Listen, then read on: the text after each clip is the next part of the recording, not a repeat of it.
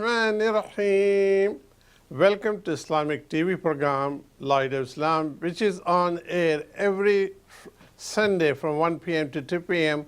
on Central Time. Assalamu alaikum wa rahmatullahi wa barakatuhu. तमाम नाजरीन को हम वेलकम करते हैं इस प्रोग्राम में। अल्लाह का मैसेज लेकर हम यहाँ मौजूद है और इसमें हम सब की रूहानी ग़िज़ा मैसर होती है।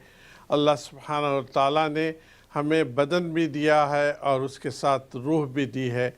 हम बदन के लिए बहुत कुछ इस्तेमाल करते हैं, अपने बदन की ताज़गी के लिए, बदन को क़ुव्वत पहुँचाने के लिए हम 2 मील 3 मरतबा खाते हैं। उसको ताज़गी के लिए हम लोशंस लगाते हैं, जूसेस पीते हैं, विटामिन्स खाते हैं, बहुत कुछ करते हैं। लेकिन ये बदन के साथ जो रूह है उसका ताल्लुक़ बहुत अहम होता है। उसके ग़िज़ा पहुँचाने के लिए हम बहुत लापरवाही करते हैं। बहुत कम लोग हैं जो रूह की ग़िज़ा पर गौर करते हैं और रूह की ग़िज़ा मुहैया करने की कोशिश करते हैं। चुनांचे ये प्रोग्राम में जो अल्लाह ने अपने नबी प्यारे नबी सल्लल्लाहु अलैहि वसल्लम पर जो कुरान मजीद नाजिल की है, ये है रूह की ग़िज़ा। ये उन रूह के ग़िज़ाओं में से एक असल ग़िज़ा जो कलाम पाक, जो अल्लाह का कलाम है, अल्लाह के प्यारे नबी सल्लल्लाहु अलैहि वसल्लम पर नाजिल किया गया, तमाम इंसानियत की भलाई के लिए, तमाम इंसानों को बताने के लिए कि एक ही क्रिएटर है, वो हम सब का क्रिएटर अल्लाह सुब्हानहू व तआला है। उसी की हमें इबादत करनी है, उसी को हम एक मानना है और उसी की इबादत करनी है। और आखिरी प्यारे नबी सल्लल्लाहु अलैहि वसल्लम को आखिरी नबी का स्टेटस देकर हम अपनी ज़िंदगी कामयाब बनानी है। आइए उसी कलाम पाक को मौलाना इम्तियाज़ुर रहमान थानवी साहब इसमें आज के प्रोग्राम में इंशाअल्लाह तिलावत करेंगे। और आप सारे नाज़रीन से हम गुजारिश करते हैं, जब कुरान मजीद की तिलावत सुनी जाती है तो उसका एक अदब है, लिहाज है, तो अदब कीजिए, गौर से सुनिए और उसके ट्रांसलेशन के ऊपर भी गौर कीजिए। अल्लाह से दुआ कीजिए कि या अल्लाह, आपका कलाम, आपका मैसेज जो हम सुनते हैं, इस पर हम सबको अमल करने की तौफीक अता फरमाए। आइए वेलकम करते हैं जनाब मौलाना इम्तियाज़ुर रहमान थानवी साहब। अस्सलामु अलैकुम व रहमतुल्लाहि व बरकातहू। वालेकुम अस्सलाम व रहमतुल्लाहि व बरकातुहू। जुमला नाज़रीन जो TV light of Islam programme देख रहे हैं, मैं उन सब को दिल से अस्सलामु अलैकुम व रहमतुल्लाहि व बरकातुहू अर्ज़ करता हूँ और दरख्वास्त करता हूँ कि वो मेरे लिए दुआ करें और हम उनके लिए दुआ करते हैं। तो इंशाअल्लाह मैं 2 आयतें सूरह बकरा की आपके सामने अब तिलावत करूँगा और इंशाअल्लाह उनका अंग्रेज़ी और उर्दू तर्जुमा आपके सामने पेश करूँगा। फिर इंशाअल्लाह बाकी गुफ्तगू जो है वो आगे जारी करेंगे। तो मैं तिलावत करता हूँ, समाअत फरमाइए। अऊज़ु बिल्लाहि मिनश शैतानिर रजीम। बिस्मिल्लाहिर रहमानिर रहीम।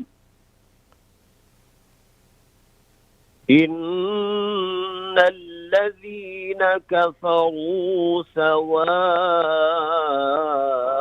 عليهم أأنذرتهم أم لم تنذرهم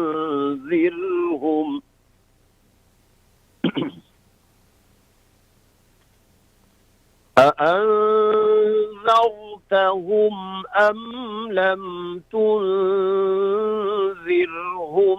لا يؤمنون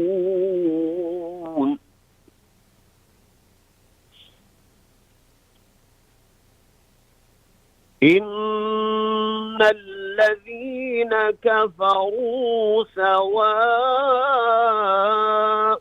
عليهم أأنذرتهم أم لم تنذرهم لا يؤمنون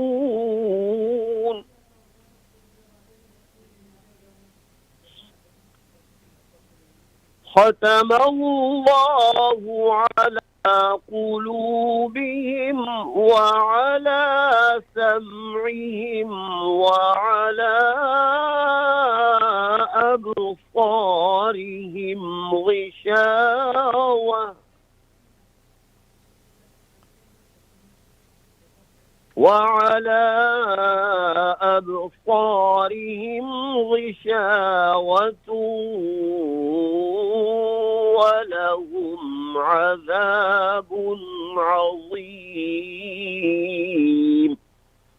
صدق الله العظيم.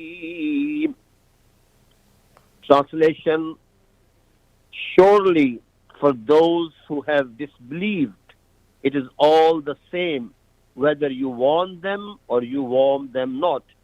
They would not believe. Allah has set a seal on their hearts and on their hearing, and on their eyes there is a covering, and for them there lies a mighty punishment. وَمَا عَلَيْنَا إِلَّا الْبَلَاغُ الْمُبِينَ. اردو میں ترجمہ عرض کرتا ہوں، بے شک وہ لوگ جو کفر پر جمے ہوئے ہیں، برابر ہے اے نبی صلی اللہ علیہ وسلم آپ ان کو ڈرائیے یا ان کو نہ ڈرائیں، یہ ایمان نہیں لائیں گے۔ اللہ تعالیٰ نے ان کے دلوں پر اور ان کے کانوں پر مہر لگا دی ہے اور ان کے دلوں پر پردہ ڈال دیا ہے اور ان کے لیے ایک بڑا عذاب تیار کیا ہوا ہے۔ صدق اللہ العظیم وصدق رسولہ النبی الکریم۔ یہ جو دو آیتیں میں نے آپ کے سامنے تلاوت کی ہیں، سورہ بقرہ کی ابتدائی آیات میں علماء نے جیسے لکھا ہے کہ تین بڑے بڑے یا بڑی بڑی جماعتوں کا تذکرہ ہے۔ ایک تو وہ ہیں کہ جو خالصتاً مومنین ہیں، متقین ہیں، جن کا پہلی چند آیتوں میں ذکر آیا۔ دوسری ایک جماعت وہ ہے جو خالصتاً کفر پر قائم ہے اور وہ اللہ کی وحدانیت کو تسلیم نہیں کرتی، رسولوں کی رسالت کو نہیں مانتی بلکہ ان کی تکذیب کرتی ہے، نہ وہ یوم آخرت پر یقین رکھتے ہیں، نہ مرنے کے بعد زندہ اٹھائے جانے پر یقین رکھتے ہیں، نہ فرشتوں پر ان کا ایمان ہے، نہ جنت و دوزخ کو وہ مانتے ہیں۔ یہ کافر لوگ ہیں، یہ دوسری جماعت ہے۔ اور ایک تیسری جماعت ہے جو ظاہری طور پر تو اسلام اور ایمان کی دعوے دار تھی، مسلمانوں میں بیٹھتی تھے، ان کے لوگ، وہ اس جماعت کے لوگ مسلمانوں میں بیٹھتے تھے تو ان کو یقین دلاتے تھے کہ ہم تو مسلمان ہیں، ہم اللہ پہ ایمان رکھتے ہیں، ہم آخرت پہ یقین رکھتے ہیں۔ لیکن جب وہ خود تنہائی میں ہوتے تھے تو نہ صرف یہ کہ مذاق اڑاتے تھے مسلمانوں کا اور مومنین کا، بلکہ وہ یہ سمجھتے تھے کہ ہم مسلمانوں کو دھوکہ دینے میں کامیاب ہو گئے ہیں، اور کافروں کے ساتھ بیٹھ کر وہ یہ کہا کرتے تھے کہ ہم تو کافر ہیں، ہم تو تمہارے دوست اور تمہارے ساتھی ہیں، پرخلوص طریقے سے تمہارے ساتھ ہیں۔ یہ منافقین کی تیسری جماعت ہے۔ اللہ تعالیٰ نے ابتدائی آیات میں، جیسے گزشتہ جو آیات تلاوت ہوئی تھی، ان میں اللہ نے کہا تھا کہ یہ کتاب قرآن کریم متقین کے لیے ہدایت ہے، پھر ان متقین کی چند صفات کا ذکر کیا تھا، اور پھر اللہ تعالیٰ نے فرمایا تھا کہ اولئک علی ھدی من ربہم واولئک هم المفلحون، کہ یہی لوگ اصل میں وہ ہیں کہ جن کو اپنے پروردگار کی طرف سے ہدایت مل گئی ہے اور یہ سیدھے راستے پر قائم ہیں، اور یہی لوگ ہوں گے جو دنیا میں بھی کامیابی پائیں گے اور آخرت میں بھی کامیابی حاصل کریں گے۔ ان دو آیتوں میں جو میں نے ابھی تلاوت کی ہیں، اللہ تعالیٰ نے کافروں کا ذکر فرمایا اور ان کے بارے میں یہ فرمایا کہ چونکہ یہ عزم کر چکے ہیں کہ کفر پر ہی قائم رہیں گے، لہذا اے نبی صلی اللہ علیہ وسلم آپ ان کو ڈرائیے یا نہ ڈرائیے، یہ ایمان لانے والے نہیں ہیں۔ اس لیے کہ کفر پر جم جانے کی وجہ سے اور کفر کو اختیار کر لینے کی وجہ سے اللہ نے ان کے دلوں پر، ان کے کانوں پر مہر لگا دی ہے۔ یہ یعنی سنتے ہیں بات کو لیکن ان پر ہدایت کی بات اثر نہیں کرتی، دل ان کے کفر کی وجہ سے زنگ آلود اور تاریک ہو چکے ہیں، لہذا ان کے دل پر کوئی بات اثر انداز نہیں ہوتی، اور اللہ کی قدرت کی نشانیوں کو دیکھتے ہیں لیکن اس کے باوجود ان کی آنکھوں پر پردہ پڑا ہوا ہے۔ تو ان کے لیے اللہ تعالیٰ فرماتے ہیں کہ ایسے لوگوں کے لیے اللہ نے بڑا عذاب تیار کر رکھا ہے۔ تو اللہ تعالیٰ جل شانہ ہم سب کو کفر سے محفوظ فرمائے، آمین۔ اور جو وحدانیت کی دولت اللہ نے ہمیں دی اس پر قائم رکھے. آمین. اللہ ہمارا حشر و نشر متقین کے ساتھ فرمائے, کامیابی اور فلاح پانے والے لوگوں کے ساتھ فرمائے. وما علینا الا البلاغ المبین. جی ناظرین, جی. کلام پاک جو اللہ کا کلام ہے, جو اللہ کا میسیج ہے سارے انسانیت کے لیے, جو بھی انسان یہ کلام پاک کو دل صاف کر اس کو سیکھتا ہے, سمجھتا ہے اور پھر ایکسیپٹ کرتا ہے کہ ایک ہی اللہ ہے اور ایک ہی اللہ کی عبادت کرتا ہے, واقعی یہ دنیا میں بھی سکون والی زندگی اور جو اصل زندگی اس دنیا کے بعد ہے, جو فیصلے والا دن ہوگا, اس میں بھی کامیاب انسان ہوگا. پھر اللہ سبحانہ تعالیٰ وعدہ کیے ہیں ایسے انسان کے لیے ہم نے جنت آراستہ کی ہے. اس پہ ہی آپ گامزن رہیے, دعا کیجئے اپنے لیے کہ ہم سب کو اللہ تعالیٰ ایمان کی دولت دی ہے, اللہ تعالیٰ ہمیں اس میں استقامت عطا فرمائے اور اسی ایمان کی حالت میں ہم اللہ کے پاس جا سکے. اور ہم نہ صرف ہم بلکہ ہماری والدین, ہماری بیوی, بچے اور ہماری ساری جنریشن, اللہ سبحانہ تعالیٰ سے دعا ہے کہ ایمان نصیب فرما اور ایمان پر خاتمہ ہو ہم سب کا. یہ کلام پاک بہت اہم باتیں ہیں. آپ سب ناظرین سے ہم یہ ریکویسٹ کرتے ہیں کہ یہ سلسلے وار تلاوت کا سلسلہ جاری ہو چکا ہے. اب سورہ بقرہ کے ارلی آیات مولانا صاحب نے تلاوت کی ہے, تو آپ قرآن مجید لے کر بیٹھا کریں اور پھر دیکھیں کہ کس طرح سے ایک عالم, ایک قاری, ایک حافظ جو تلاوت کر رہا ہے, تو آپ اپنی جو تجوید کو بھی صحیح کر سکتے ہیں. آپ اپنے قرآن مجید جو پڑھتے ہیں, جو بچپن میں سیکھا ہوا ہے, اس میں غلطیاں ضرور ہوگی, تو اس کو بھی کریکشن کرنے میں مدد ملے گی. تو آپ لوگوں سے ہم یہی ایڈوائز کرتے ہیں کہ مولانا صاحب جب تلاوت کرتے ہیں تو اس کو غور سے سنیں اور قرآن مجید کھول کے بیٹھ کے اپنے آپ کی جو تلاوت ہے اس میں کریکشن لے کے آئے. اور اگر اس سلسلے میں کوئی کوشچن ہو یا دینی حوالے سے کوئی کوشچن ہو تو آپ ہم سے رابطہ کر سکتے ہیں. اسکرین پہ نمبر آ چکا ہے, ایکسٹینشن 6 ہے آخری میں, اور اس پہ کال کیجئے. انشاءاللہ آپ کے سوالات کا جواب مولانا صاحب موجود ہے, ایک عالم موجود ہے, آپ کو اس کا جواب بھرپور انداز سے علمی لحاظ سے عطا کر سکتے ہیں. جی مولانا صاحب. جی, میں یہاں پر ایک بات عرض یہ کرنا چاہوں گا جی کہ اللہ تعالیٰ نے جب انسان کو تخلیق کیا اور بنایا تو قرآن کریم میں جگہ اللہ تعالیٰ ارشاد فرماتے ہیں کہ جب تم دنیا میں آئے تو تمہیں کوئی علم نہیں تھا. لا تعلمون شیئا واللہ خلقکم من بطون امہاتکم لا تعلمون شیئا. اللہ نے تمہیں تمہارے ماؤں کے پیٹوں سے پیدا کیا اور لا تعلمون شیئا, تم کچھ بھی نہیں جانتے تھے, یعنی تمہاری معلومات زیرو تھی, کچھ بھی نہیں تھا. لیکن وجعل لکم السمع والابصار والافئدہ, اللہ نے تمہیں آنکھیں دی, اللہ نے تمہیں کان عطا کیے, اللہ نے تمہیں حساس دل عطا کیا, لعلکم تشکرون, تاکہ تم اس کے شکر گزار بندے بنو. ان چیزوں کا ذکر مخصوص صاحب میں سمجھتا ہوں اس لیے کیا گیا کہ انسان جو علم حاصل کرتا ہے اس میں یہ چیزیں ممد اور معاون ہوتی ہیں. انسان کچھ چیزوں کو دیکھ کر علم حاصل کرتا ہے, کچھ کو سن کر حاصل کرتا ہے, کچھ کو محسوس کر کے حاصل کرتا ہے. تو اللہ تعالیٰ نے کیا وجعل لکم السمع والابصار والافئدہ. یہاں کفار کے بارے میں اللہ تعالیٰ نے فرمایا ختم اللہ علی قلوبہم وعلی سمعہم وعلی ابصارہم غشاوہ. ایک جگہ اللہ تعالیٰ نے یہ فرمایا کہ الکم اعین یبصرون بہا, کیا ان کے پاس آنکھیں نہیں ہیں کہ ان کے ذریعے سے دیکھیں. الہم ام لہم آذان یسمعون بہا, کیا ان کے پاس کان نہیں ہیں کہ اس کے ذریعے سے سن کر ہدایت کو حاصل کریں. تو اللہ تعالیٰ نے یہ جو اعضاء اور جوارح مجھے اور آپ کو دیے, بالخصوص جن 3 کا تذکرہ کیا گیا ہے, یہ اس لیے دیے ہیں تاکہ ہم ان کو استعمال کر کے سیدھے راستے کو اپنائیں اور سیدھے راستے کے متلاشی ہوں.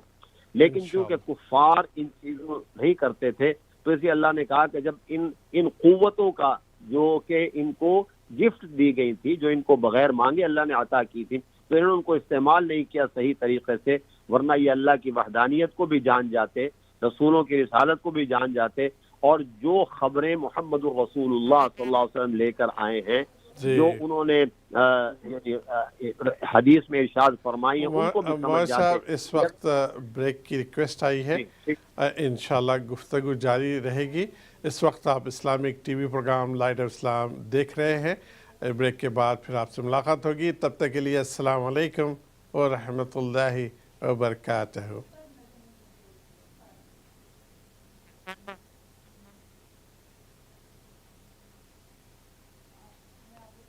اس پر بات چل رہی تھی اور مولانا صاحب ایک احادیث کا بھی کوٹ کرنے والے تھے۔ مولانا صاحب اس وقت آپ لائن پہ ہیں نا؟ تو میں عرض یہ کر رہا تھا کہ اللہ تعالیٰ نے کان دیے اور کہا کہ یہ ان کے پاس کان ہیں، ان سے سنتے نہیں، آنکھیں ہیں ان سے دیکھتے نہیں ہیں، تو اور دل ہیں ان سے یہ بات کو سمجھتے نہیں ہیں، تو اس لیے اللہ تعالیٰ نے ان کے دلوں پر مہر لگا دی اور یہ کہا کہ ختم اللہ علی قلوبہم وعلی سمعہم، ان کے دلوں پر مہر لگ چکی ہے کفر کی وجہ سے، اور ان کے کانوں پر مہر لگ چکی ہے کفر کی وجہ سے، وعلی ابصارہم غشاوہ، اور ان کی جو آنکھیں ہیں ان پر اللہ تعالیٰ نے پردہ ڈال دیا ہے، کیونکہ یہ سب قوتیں جو اللہ تعالیٰ نے مجھے اور آپ کو اور تمام انسانوں کو عطا کی ہیں، اس لیے عطا کی ہیں کہ تاکہ ہم دیکھ کر اللہ کو پہچانیں۔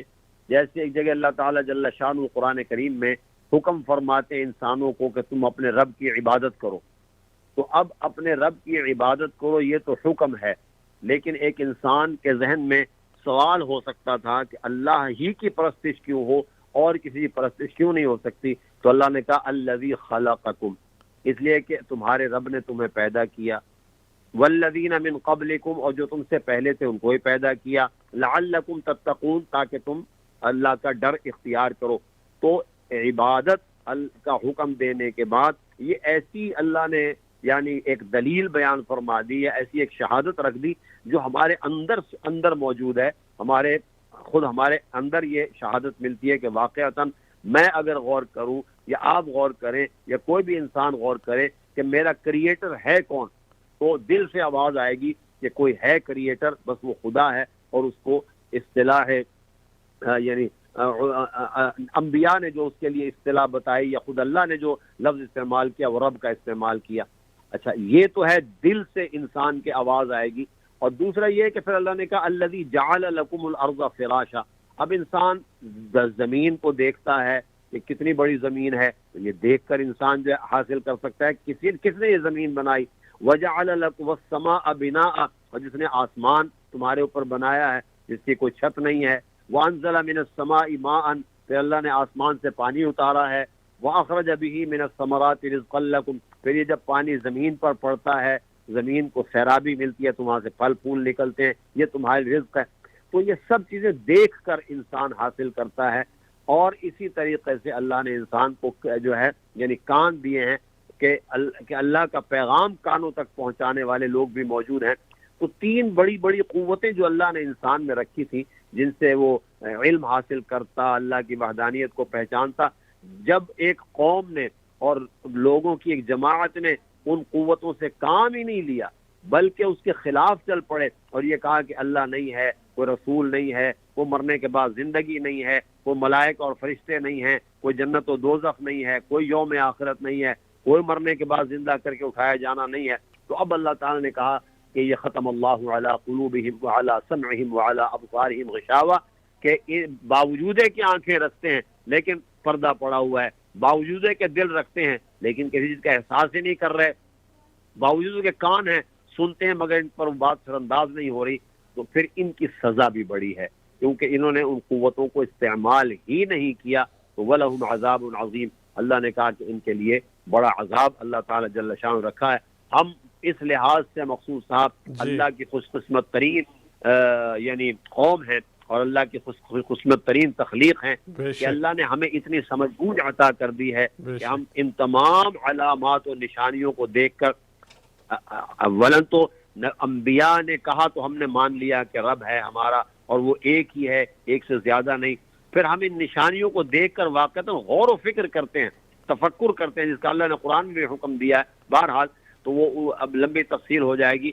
تو اس تفکر کے بعد اور وہ جو ہمارا یقین ہے اس میں اور پختگی اور مضبوطی آتی ہے. اور الحمدللہ جب ہم کسی ہدایت کی بات کو سنتے ہیں تو اللہ قرآن کریم میں کہتے ہیں فبشر عبادی الذین یستمعون القول فیتبعون احسنہ، کہ جب وہ کوئی بات سنتے ہیں ان بندوں کو خوشخبری ہو کہ جو کسی اچھی بات کو سنتے ہیں پھر بڑے عمدہ طریقے سے اس کا اتباع کرتے ہیں. اللہ ان کی ہدایت کی گواہی دیتے ہیں. رسول اللہ صلی اللہ علیہ وسلم کی یعنی ایک حدیث ہے، جس کا ایک دعا ہے، جس کا یعنی ترجمہ میں عرض کرتا ہوں، دعا بھی عرض کرتا ہوں کہ آپ نے کہا کہ آپ یوں دعا کیا کرو اللہم اجعلنی من الذین اذا احسنوا استبشروا واذا اساءوا استغفروا. جب وہ نیکی کرتے ہیں تو خوش ہوتے ہیں، برائی کرتے ہیں تو استغفار کرتے ہیں. اور اللہ کے اللہم اجعلنی من الذین یستمعون القول فیتبعون احسنہ، اے اللہ مجھے ان لوگوں میں سے بنا دے کہ جو اچھی بات کو سنتے ہیں پھر اس کا عمدہ طریقہ اتباع بھی کرتے ہیں. تو ہم اس لحاظ سے بڑی خوش قسمت قوم ہیں اور اہل ایمان کے اس پر خوش ہونا چاہیے. آمین یا رب العالمین. یقیناً اللہ کا بڑا احسان ہے ایمان رکھنے والوں پر، اور ہمیں ایمان بہت آسانی سے مل چکا. ہمارے ماں باپ مسلمان اور ہم ہم مسلمان بن گئے. ان لوگوں کو غور کر لیں جو اسٹڈی کر کے پہلے سے وہ مسلمان نہیں تھے، وہ ان کے ماں باپ کسی اور قوم کے اور کسی اور مذہب کو ماننے والے تھے، لیکن جب ان کے پاس شعور آیا، بڑے ہوئے، تو پھر غور و فکر کرنے لگے اور اسٹڈی کیا، ڈیفرنٹ مذاہب، ڈیفرنٹ ریلیجن کی اسٹڈی کر کے پھر جب اسلام کی اسٹڈی کی، پھر دل کو صاف کیا تو اللہ سبحانہ تعالیٰ کی ہدایت ان کو مل گئی اور پھر وہ ایمان قبول کرے. لیکن وہ ایمان قبول کرنے کے بعد ان کے پاس جو تکالیف آتی ہیں، ان کے ہی جو ماں باپ ہے، ان کے ہی جو بہن بھائی ہے، ان کے ہی قریب کے دور کے رشتہ دار ہے، ان کے ہی دوست احباب ہے، ان کا ہی جو سرکل ہے، ان کو بالکل کٹ آف کر دیتا ہے، ان کو جو ہارڈ ٹائم ملتا ہے. تو ہمیں اس بات کو غور کرنی چاہیے کہ کتنی چیزیں ان کو ہارڈ ٹائم ملتی ہے، اس کے باوجود ایک اللہ کے ماننے والے بنتے ہیں، ایک اللہ کے آخری رسول کو آخری رسول ماننے والے بنتے ہیں. بلکہ ہم پیدائشی مسلمان سے زیادہ یہ لوگ ایمان ان کا اتنا بلند ہوتا ہے اور عملی طور پہ بھی یہ ہم سے اچھا عمل کرتے ہیں. چنانچہ آج کل ہم دیکھتے ہیں یہیں کے جو کالے لوگ ہیں اسلام کو قبول کرتے ہیں، اسپینش لوگ ہیں اسلام کو قبول کرتے ہیں، گورے لوگ ہیں اسلام کو قبول کرتے ہیں. وہ اسٹڈی کر کے کل تک تو وہ کافر تھے، کل تک تو وہ مرتد تھے، لیکن آج وہ اسلام کو قبول کر کے چند سال میں ہی وہ اس قابل بن جاتے ہیں.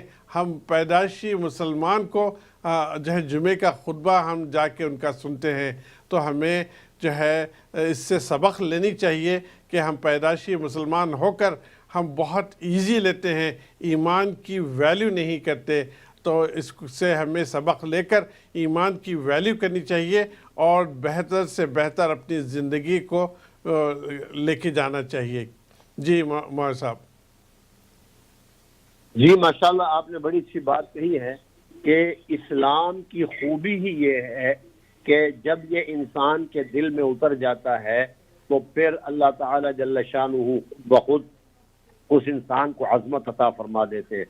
کیونکہ یہ بات ہمیں سمجھائی گئی ہے اور ہمیں سمجھ لینی چاہیے کہ اللہ نے ہماری جو عظمت ہے وہ دین اسلام سے وابستہ کر رکھی ہے. میں آپ کو یہ واقعہ یاد ہوگا کہ جب حضرت عمر فاروق رضی اللہ تعالی عنہ وہ حضرت عمرو بن العاص رضی اللہ تعالی عنہ نے خط لکھا، اور اس وقت یہ تھا کہ بیت المقدس کا محاصرہ ہو چکا تھا، لیکن بیت المقدس فتح نہیں ہو رہا تھا. بیت المقدس فتح نہیں ہو رہا تھا. تو حضرت عمرو بن العاص نے خط لکھا، تو جو اس وقت اس کو یعنی کہ یہودی جو قابض تھے اس بیت المقدس پہ، تو انہوں نے کہا کہ ہم جو ہے بیت المقدس کی چابیاں آپ کے خلیفہ کے حوالے کریں گے، آپ کے حوالے نہیں کریں گے، لیکن کنڈیشن اور شرط یہ ہے کہ خود خلیفہ سفر کر کے یہاں آئیں۔ جی جی چنانچہ حضرت عمر فاروق رضی اللہ تعالیٰ عنہ اپنے ایک غلام کو یعنی خادم کو لے کر، غلام کا مطلب یہ نہیں تھا کہ وہ سلیو تھا، خادم تھا آپ کا جو آپ کے ساتھ چلا، اور ایک سواری تھی، جی اور یہ طے پایا کہ ایک منزل خلیفہ بیٹھیں گے اور جو رین ہے، جو لگام ہے اونٹنی کی، وہ غلام کے ہاتھ میں ہوگی، پھر جی ایک منزل غلام بیٹھے گا اور لگام خلیفہ پکڑے گا۔ جی تو چلتے چلتے چلتے چلتے جب بیت المقدس کے قریب پہنچے، عامر بن العاص اور دیگر صحابہ جو وہاں موجود تھے استقبال کے تشریف لائے، تو دیکھا کہ سیدنا عمر بن خطاب رضی اللہ تعالیٰ عنہ کے جسم پر جو قمیص اور جو لمبا کرتا تھا اس میں پیبند لگے ہوئے تھے۔ جی بالکل۔ تو ان حضرات نے ایک نئی قمیص پیش کی، نیا کرتا پیش کیا کہ آپ یہ پہن لیجئے۔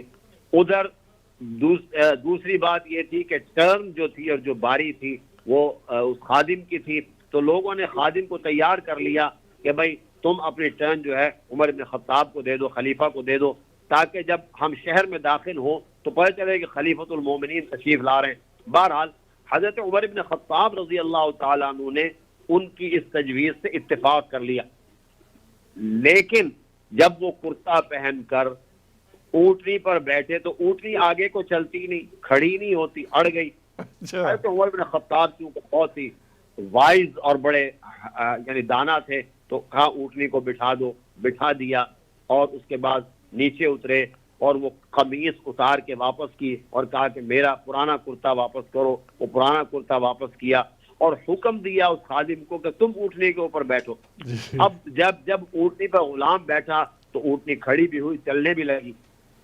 اس وقت ایک تاریخی جملہ حضرت عمر فاروق رضی اللہ تعالیٰ نے فرمایا تھا، کاش کہ من حیث القوم ہم آپ کے اس جملے کو دل سے اس کی گہرائی تک پہنچ جائیں۔ آپ نے کہا نحن قوم اعزنا اللہ بالاسلام، دیکھو ہم ایک ایسی قوم ہیں جنہیں اللہ نے اسلام کی وجہ سے عزت دی ہے، ورنہ ہماری کوئی عزت نہیں تھی۔ اب اس کے بعد جب پہنچے تو وہ جو یہودی تھے انہوں نے یہ کہا کہ ہمیں سب سے پہلے یہ بتاؤ کہ ان میں سے خلیفہ کون ہے اور جو ہے خادم کون ہے۔ تو بتایا گیا کہ خلیفہ وہ ہے کہ جس کے ہاتھ میں لگام ہے اور جو اونٹنی پر بیٹھا ہے وہ خادم ہے۔ اور جب وہ ملے تو انہوں نے آپ کے قمیص کو بھی چیک کیا کہ جس کے اندر پیبند لگے ہوئے تھے، تو انہوں نے چابیاں حوالے کی اور کہا کہ ہماری تورات کے اندر یہ نشانی لکھی ہوئی ہے کہ مسلمانوں کا جو خلیفہ بیت المقدس کو فتح کرنے کے لیے آئے گا اس کی علامت یہ ہوگی کہ خود اس کے ہاتھ میں لگام ہوگی اور اس کا خادم اور غلام جو ہے وہ اونٹنی پر بیٹھا ہوگا اور اس کے قمیص میں پیبند ہوں گے۔ تو ہمیں سمجھنا چاہیے حضرت عمر رضی اللہ تعالیٰ کے ارشاد کو کہ نحن قوم اعزنا اللہ بالاسلام، ہماری عزت، ہمارا غلبہ، ہماری ترقی جو بھی ہے وہ اللہ نے اسلام سے وابستہ کی ہے۔ آج ہمیں فخر ہونا چاہیے کہ ہم مسلمان ہیں، لیکن اس ارشاد کو بھی سامنے رکھیں کہ اللہ نے کہ حضرت عمر فاروق رضی اللہ عنہ نے فرمایا تھا کہ نحن قوم اعزنا اللہ بالاسلام، تو ہماری عزت اسی سے وابستہ ہے۔ بس یہ احساس جس دن قلب میں ہمارے پیدا ہو گیا تو امید کی جاتی ہے مقصود بھائی کہ ہم اسلام پر عمل بھی کریں گے، دین پر خود بھی چلیں گے، اور ہمیں دین پر اسلام پر چلتا دیکھ کر خود بخود جو کافر ہیں وہ اسلام کی طرف راغب ہوں گے، کہ ہاں یہ سچا مومن جا رہا ہے انشاءاللہ۔ مولانا صاحب اب ریکویسٹ آئی ہے بریک کی طرف، انشاءاللہ ناظرین بریک کے بعد پھر انشاءاللہ آپ سے ملاقات ہوگی۔ السلام علیکم ورحمۃ اللہ وبرکاتہ۔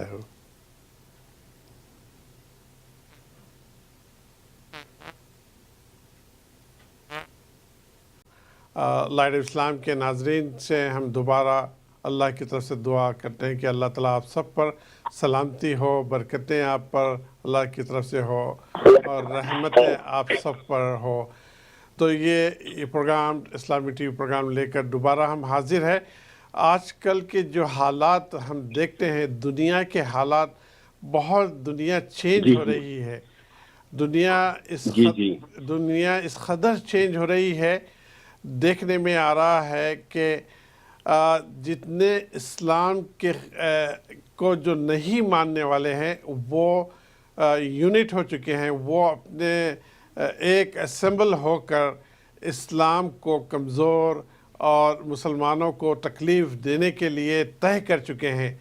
اور ہم چاہے کسی بھی ملک کو لے لیں، چاہے وہ چائنا کو لے لیں، چاہے وہ اسرائیل کو لے لیں، یہودی کو لے لیں، کمیونسٹ کو لے لیں، اور جو ہے اور بھی ممالک ہے، ہم نام کیا لیں آپ سب جانتے ہیں، تمام لوگ، تمام جو ہے اسلام کو جو نہیں مانتے ہیں وہ اسلام کو کمزور کرنے کے لیے اکٹھا ہو چکے ہیں۔ لیکن آن ادر سائڈ کیا ہم مسلمان، کیا ہم اکٹھا ہوئے ہیں، ہم یونٹ ہے، یا ہمیں یونٹی کی ضرورت ہے؟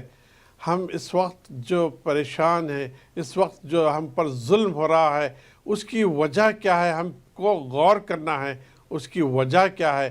آج دیکھیں تو انڈیا میں کشمیر جو آکوپائڈ کشمیر ہے، جو زبردستی انڈیا اپنے کشمیر کے جو میجورٹی مسلم اسٹیٹ ہے، مسلمانوں پر جو ظلم کیا جا رہا ہے، آج 40 دن ہو چکے ہیں، ان کی بیسک رائٹ ان سے چھین لی گئی ہے۔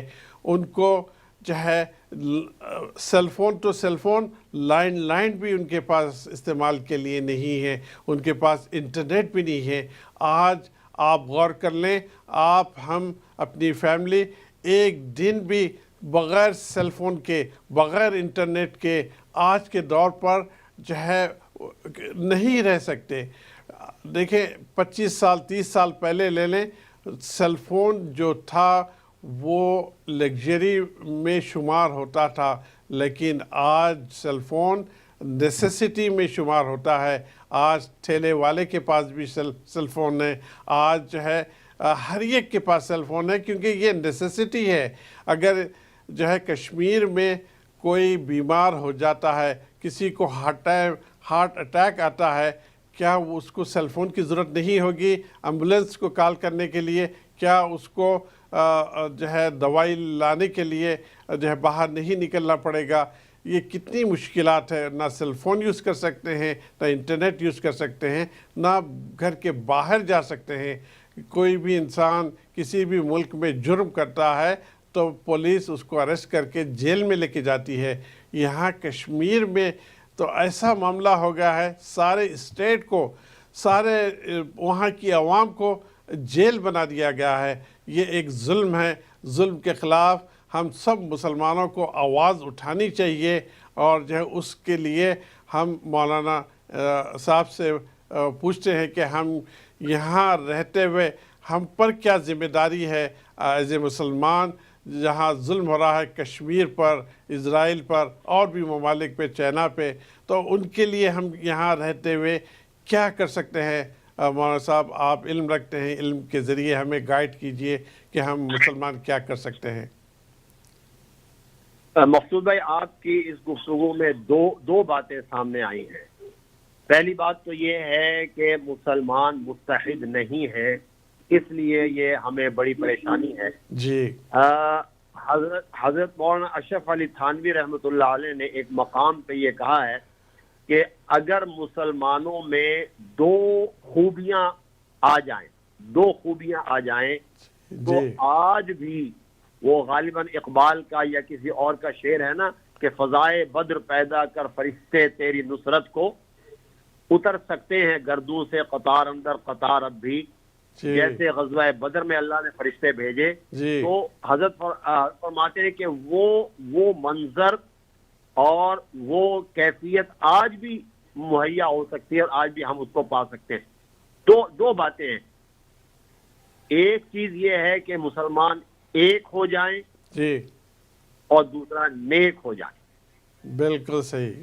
بس یہ یعنی کہ دو لفظ ہیں، لیکن انجام کے اعتبار سے ایک ہی بات ہے کہ ایک ہو جائیں، اور دوسری بات کہ نیک ہو جائیں۔ جی۔ اور پھر اس کی حضرت نے ایگزامپل اور جو مثال پیش کی وہ یہ کہ دیکھیے غزوہ بدر ہے، جناب رسول اللہ صلی اللہ علیہ وسلم کمانڈ فرما رہے ہیں اور 313 مسلمان ہیں جی اور سامنے 1000 ہیں. جی اللہ تعالیٰ نے ان 313 مسلمانوں کو فتح عطا فرمائی. وہ صحابہ کی جماعت تھی, رسول اللہ صلی اللہ علیہ وسلم کے زیر کمان تھی, جی تو وہ اللہ نے فتح عطا فرمائی. اس کے بعد غزوہ بدر آ گیا, جی سوری غزوہ احد آ گیا. غزوہ احد, معذرت چاہتا ہوں. جی جی جی غزوہ احد میں بھی صحابہ ایک ہیں, صحابہ کی جماعت ہے اور رسول اللہ صلی اللہ علیہ وسلم کی زیر کمان ہے. لیکن کیا وہاں کیا صورت پیش آئی کہ باوجود ہے کہ رسول اللہ صلی اللہ علیہ وسلم موجود ہیں, کمانڈ بھی فرما رہے ہیں, پھر نہ صرف یہ کہ اس غزوے میں وقتی طور پر مسلمانوں کو شکست ہوتی ہے, بلکہ اثر یہاں تک پہنچتا ہے کہ خود سرور دو عالم صلی اللہ علیہ وسلم بھی زخمی ہو جاتے ہیں. جی تو وہاں فرمایا کہ بات یہ ہے کہ تھے تو سارے نیک, لیکن جو جی اوپر ایک کالر جو پہاڑی پر ایک کالر ہے, ہم کالر لیتے ہیں. السلام علیکم ورحمۃ اللہ وبرکاتہ. وعلیکم السلام ورحمۃ اللہ وبرکاتہ. ایک بات آپ سے یہ پوچھنی ہے, جی میں نے یہ بھی سنا ہے کہ جہاں جہاں پر مسلمان ہندوستان میں زیادہ ہیں, ہندوستانی گورنمنٹ ان سے پوچھ رہی ہے کہ اپنی شہریت دکھاؤ کہ تم ہندوستان میں پیدا ہوئے یا نہ ہوئے. اس دور میں تو کوئی جہاں ہم پیدا ہوئے, جہاں پیدا ہوئے, کوئی حکومت ہم کو برتھ سرٹیفکیٹ دیتی نہیں تھی. اب یہ لوگ بڑی مشکل میں آ گئے ہیں کہ کس طرح اپنے شہریت دکھائے اس ملک کی. یہ دوسری بات یہ کہ کوئی مسلم حکومت ایسے نہیں ہے جو مسلمانوں کی مدد کر سکے. ان کی سیاہ ہے کشمیر ہیلپ, ایک پاکستان آگے بڑھ رہا ہے ہیلپ کرنے کے لیے, لیکن اتنا چھوٹا سا کنٹری ہے وہ کچھ کر نہیں سکتا. یہ بالکل مسلمانوں کے لیے بہت مشکل ہے کشمیر میں, تو اس سے کوئی حل نکالنا چاہیے. آپ مولانا صاحب کی دعاؤں سے, اب صرف دعاؤں سے کام بن سکتا ہے. مولانا صاحب یہ کہیں کہ دعا کریں, اسپیشل دعا منائے جمعہ کی نماز. جی جی جی جی بالکل انشاءاللہ. السلام علیکم ورحمۃ اللہ. وعلیکم السلام ورحمۃ اللہ وبرکاتہ. جی جی مولانا صاحب, اس وقت مولانا صاحب ہے لائن پہ؟ جی میں بات کر رہا ہوں, آپ کو آواز آ رہی ہے؟ جی جی ابھی آ رہی ہے آواز. جی ہاں, مجھے پتہ ہے تھوڑا وقت ہے, میں بات کر جی میں سمرائز کرتا ہوں اپنی بات کو, جی بالکل مختصر کرتا ہوں.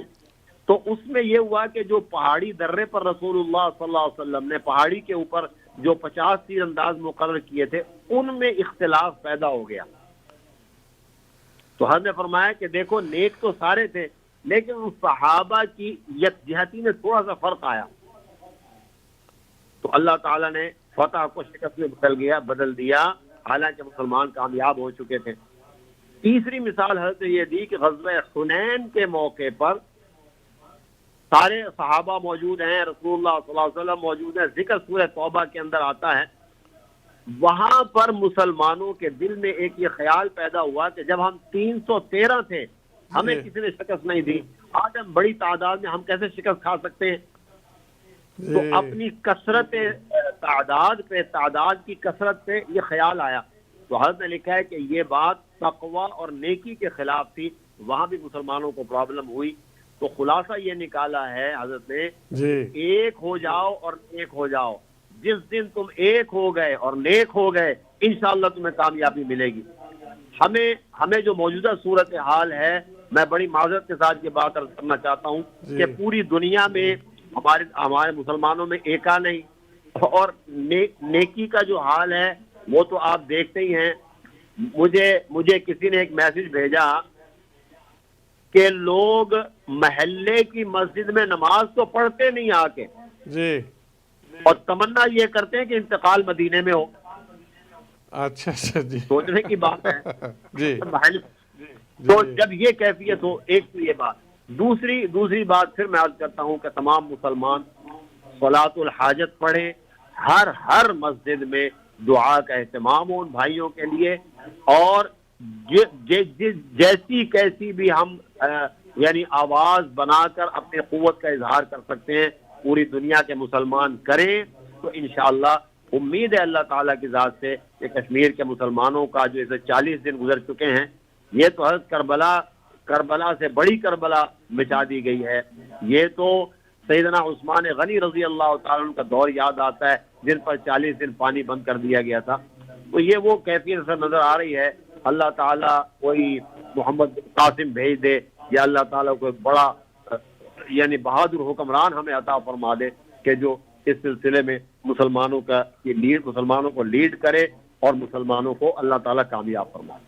جی ناظرین، مولانا صاحب آپ جو ہمارے کالر تھے ان کی آواز سن پا رہے تھے؟ جی میں نے سنی، ان سے میں نے شاید عرض کیا تھا پہلے بھی کہ میں تو اپنی مسجد میں اہتمام کر رہا ہوں، اور شاید آپ کو یاد ہو میں نے کہا تھا کہ ریڈیو پر بھی اور آج ٹی وی پر بھی لائٹ آف اسلام پروگرام کے حوالے سے میں تمام علماء سے اور تمام ائمہ سے گزارش کرتا ہوں کہ اپنی اپنی مساجد میں ہر نماز کے بعد اہتمام کریں دعاؤں کا، اور اپنے نمازیوں کو پابند کریں کہ وہ چاہے وہ مرد ہیں یا عورتیں کہ گھروں میں بھی دعائیں کریں ان کے لیے کہ اللہ تعالیٰ کشمیر کے مسلمانوں کو اس ظلم سے نجات عطا فرمائے۔ جی ہندوستان میں ہمارے کالر جو کہہ رہے تھے نہ صرف کشمیر کا مسئلہ ہے بلکہ اس کے علاوہ آسام میں 19 ملین لوگوں کو جو ہے شہریت پروف کرنے کے لیے جو ہے انڈین سٹیزن شپ سے الگ کر دیا گیا ہے، ان کے لیے بھی دعا کیجیے۔ مولانا صاحب اس وقت ختم پہ ہے، آپ سے درخواست ہے کہ دعا کیجیے تمام مسلمان جو اس وقت مظلوم ہیں، جو ظالم ہیں، ان کی ہدایت کے لیے بھی دعا کیجیے۔ آمین۔ بلکہ حضرت بس یہ جو انشاءاللہ آپ نے بات کی ہے پھر تفصیل بات کروں گا، لیکن وہ جو اقبال نے کہا ہے نا کہ ہے جرم ضعیفی کی سزا مرگ مفاجات، اگر آپ نہ اسلام سے قوت حاصل کریں نہ دین سے نہ آپ، تو پھر یہ تو ایسے ہونا ہے۔ اللہ تعالیٰ سے ہم درخواست کرتے ہیں اللہم صلی علی محمد وعلی آل محمد وبارک وسلم وصلی علیہ، یا اللہ ہمارے جو کشمیر کے مظلوم مسلمان ہیں اور دنیا میں آسام، ہندوستان جہاں جہاں میں مظلوم مسلمان موجود ہیں، فلسطین ہے، سیریا ہے، یمن ہے، یا اللہ تمام جگہ پر مظلوم مسلمانوں کی مدد فرما، کفر کی قوت کو توڑ دے اور پارا پارا فرما دے، اسلام کو اور مسلمانوں کو قوت عطا فرما دے، ظالموں کے چنگل سے نجات عطا فرما دے، ہمارے اندر یونٹی اور اتحاد پیدا فرما دے، اور تمام مسلمانوں کو اہل اسلام کو عظمت عطا فرما۔ اللہم صلی علی محمد وعلی آل محمد وبارک وسلم وسلم۔ آمین یا رب العالمین۔ یا اللہ اس میں آج کے پروگرام میں جو بھی اچھائی تھی اللہ سبحانہ آپ کی طرف سے تھی، جو بھی اس میں کمی تھی میرے طرف سے تھی، جو غلطیاں تھیں میرے طرف سے تھی، آپ سے درخواست کرتا ہوں یا اللہ اس کمی پیشی کو درگزر کر کے اس پروگرام کو قبول کرے اور اس کا اجر میرے والد مرحوم محمود صدیقی کو پہنچے۔ جتنے لوگ اس پروگرام سے منسلک ہیں، جتنے لوگ اس پروگرام کو دیکھے ہیں اور دیکھنے والے ہیں، یا اللہ ان کے والدین دنیا میں نہیں ہیں، ان کو بھی اس کا اجر عطا فرمائیں۔ اسی نوٹ کے ساتھ آج کا پروگرام کا اختتام، انشاءاللہ زندگی رہی تو آئندہ اتوار کو پھر 1 بجے سے لے کے 2 بجے تک ہم سب کی روحانی غذا لے کر دوبارہ موجود ہوں گے۔ تب تک کے لیے السلام علیکم ورحمۃ اللہ وبرکاتہ۔